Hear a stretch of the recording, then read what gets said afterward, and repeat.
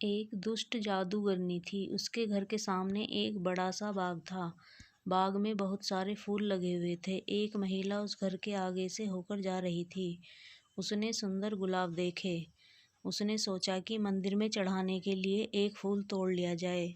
लेकिन जैसे ही उसने फूल तोड़ने के लिए हाथ बढ़ाया, जादूगरनी आ गई। वह चिल्लाकर बोली, रुक जा मूर्ख महिला, तूने मेरे फूल को छुआ है।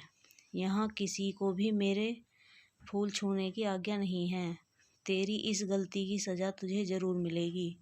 मैं तुझे भी गुलाब का फूल बनाती हूँ। यह कहकर जादूगरनी ने इशारा किया। वह महिला घबराकर रोने लगी। वह बोली, मुझे माफ़ कर दो, मुझसे बहुत बड़ी भूल हो गई। मेरे ऊपर दया करो, मुझे फूल मत बनाओ। इसका रोना सुनकर जादूगरनी ने कहा, मैंने एक बार जो कह दिया वह तो होकर ही रहेगा। मैं इतना कर सकती हूँ कि तेरी सज़ा थोड़ी कम हो जाए। आज पूरे दिन तू इस क्यारी में रहेगी और रात होने पर ही अपने घर जा सकेगी। लेकिन सुबह होते ही तुझे यहाँ वापस आना होगा। यदि ऐसा नहीं हुआ तो तू अपने घर पर ही एक फूल बन जाएगी। इसलिए सुबह होते ही यहाँ आ जाना।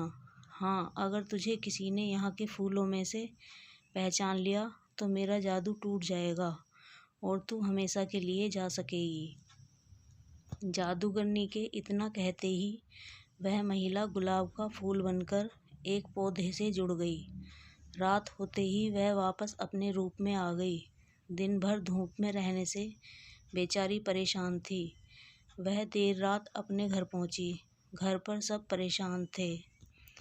उसने पूरी कहानी अपने बेटे को सुनाई। उसके बेटे ने कहा, माँ, आप सुबह वहाँ वापस चली जाना। मैं आपके कुछ देर बाद आऊँगा और आपको पहचान लूँगा। आप बिल्कुल चिंता मत करो। सुबह को सूरज निकलने से भी पहले महिला जादूगरनी के बाग में जाकर फूल बन गई। तभी उसका बेटा वहाँ आया। उसने देखा वहाँ गुलाब के बहुत सारे पौधे थे। उन पौधों पर सैकड़ों फूल लगे हुए थे। उसने एक एक फूल को ध्यान से देखना शुरू किया। काफ़ी सारे फूल देखने के बाद उसने एक फूल चुना और बोला, यही मेरी माँ है। इतना कहते ही उसकी माँ पर किया गया जादू टूट गया। वह अपने रूप में वापस आ गई। खुशी में उसने अपने बेटे को गले से लगा लिया। उसने बेटे से पूछा, एक बात बता बेटा, तूने मुझे पहचाना कैसे? बेटे ने कहा, सीधी बात है माँ, जितने भी फूल रात भर यहाँ रहे उन सभी पर ओस की बूंदें थी। लेकिन आप तो रात को घर पर थीं, इसलिए आप बिल्कुल सूखी हुई थीं। मैंने आपको आसानी से पहचान लिया। अपने बेटे की बुद्धिमानी देखकर माँ को बहुत खुशी हुई।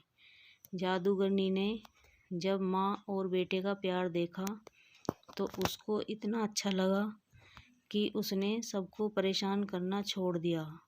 अब वह दुष्ट जादूगरनी नहीं थी, बल्कि एक अच्छी और नेक जादूगरनी बन गई थी।